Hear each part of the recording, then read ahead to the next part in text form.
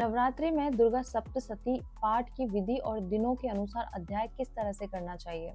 नवरात्रि के 9 दिनों में दुर्गा सप्तशती चंडी पाठ का विशेष महत्व है। इसे नियम और विधि से करने पर माँ दुर्गा की असीम कृपा प्राप्त होती है। पाठ के पहले आवश्यक नियम: प्रातः स्नान कर स्वच्छ वस्त्र विशेषकर लाल पीले पहने, कलश स्थापना, गणेश पूजन और नवग्रह पूजन करें। दुर्गा सप्तशती पाठ शुरू करने से पहले कवच, अर्गला और कीलक स्तोत्र का पाठ करें। प्रत्येक दिन दिए गए अध्याय पढ़ें। पाठ के बाद देवी की आरती, पुष्प, कुमकुम नैवेद्य अर्पित करें। नवरात्रि के अनुसार अध्याय: प्रथम दिन आप पढ़ सकते हैं प्रथम नवरात्रि प्रथम अध्याय मधु कैटभ वध की कथा। दूसरा दिन आप दूसरा और तीसरा अध्याय महिषासुर मर्दिनी कथा पढ़ सकते हैं। तीसरे दिन चौथा अध्याय रक्तबीज वध की तैयारी।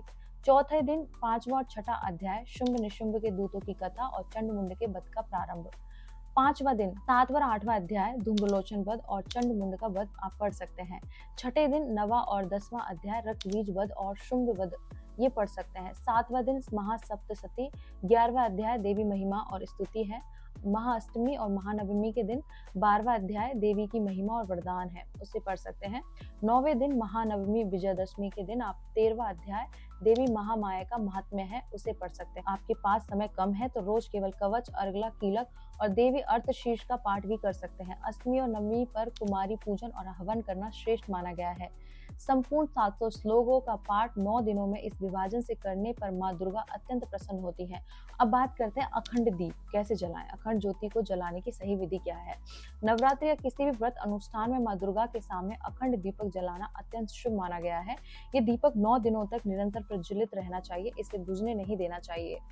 आवश्यक सामग्री जो चाहिए वो क्या चाहिए: पीतल, मिट्टी, चांदी का दीपक। अखंड ज्योति के लिए बड़ा दीपक उत्तम रहता है।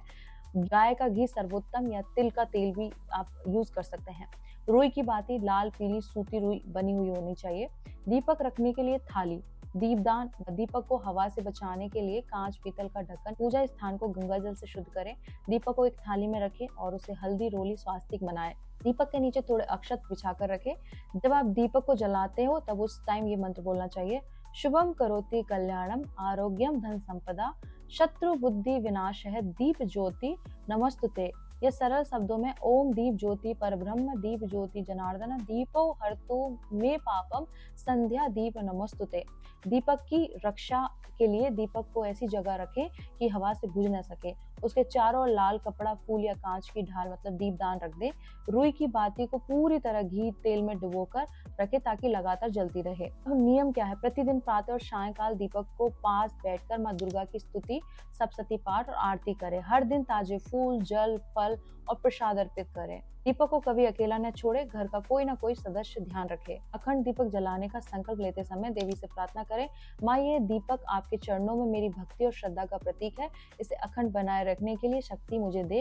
अगर गलती से दीपक बुझ जाए तो क्षमा प्रार्थना कर पुनः प्रज्वलित करें। इस तरह से माता से आप पहले प्रार्थना कर ले। ये जानकारी अच्छी लगी तो शेयर कीजिए और मेरे साथ बोलिए: मम्मा पार्वती पते हर हर महादेव, शिव शंभो।